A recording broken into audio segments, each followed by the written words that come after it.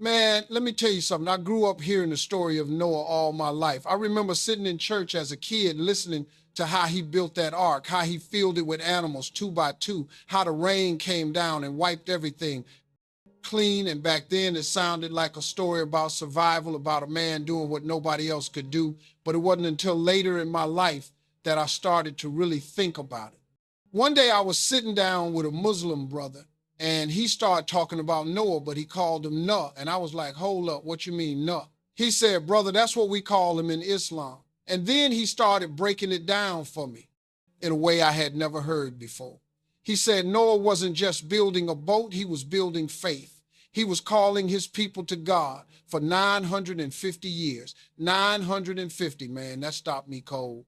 See, in my world, we get tired after a week of trying to convince somebody of something. We give up when people don't listen. But this man kept preaching, kept building, kept believing for almost 1,000 years. And when my brother said that, sat back and thought, man, that's a different level of patience. That's a different level of obedience. That's something beyond human strength.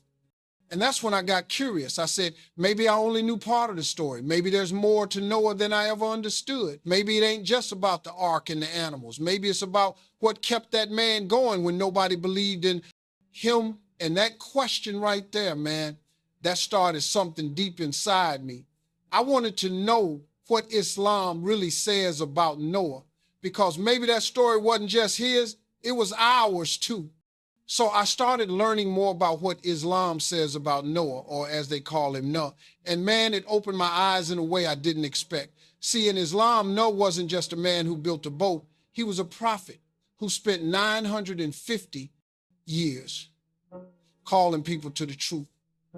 He wasn't building wood, he was building faith.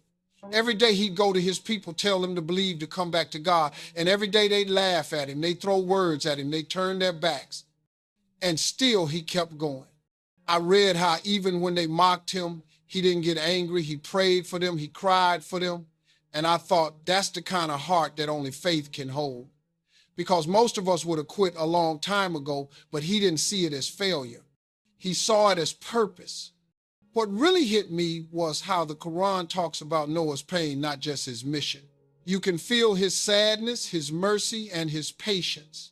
And I realized this wasn't a story about a man saving animals. It was a story about a man trying to save souls. And that right there, man, that's what changed how I looked at him forever. You know, the more I learned, the more it hit me that Noah's story wasn't really about a flood. It was about faith. And man, that kind of faith don't come easy, imagine. Preaching the same message for almost 1,000 years and only a handful of people listen to you. That would break most of us, but not him, because his success wasn't measured in numbers. It was measured in obedience. I started thinking about how in today's world we get frustrated when things don't go our way. We give up when people don't believe in our dreams. But Noah kept showing up. He kept working even when nobody stood beside him. And that's when I realized maybe faith ain't about winning. Maybe it's about trusting, even when it looks like you're losing. That story made me ask myself, what kind of boat am I building? Am I building something for the world to see, or something that'll carry me through the storms? Because at the end of the day, it don't matter who laughs at you if God told you to. Build, you better build. And that lesson right there, man, that's what faith really means. When I finished learning about Noah in Islam, I sat there quiet for a long time, because it made me realize that story wasn't just about him. It was about all of us. Every single one of us got a flood to face. Maybe it ain't water. Maybe it's fear. Maybe it's pride. Maybe it's the noise of the world trying to pull you away from what's right. See, Noah's flood ended when he trusted God completely, and that's the part that touched me the most.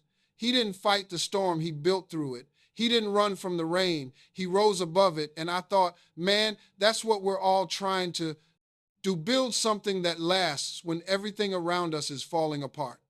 The story of Noah in Islam reminded me that obedience don't make you weak, it makes you strong.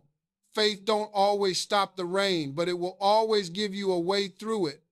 So whatever storm you're in right now, don't quit, don't lose hope, because God might just be telling you it's time to build your ark.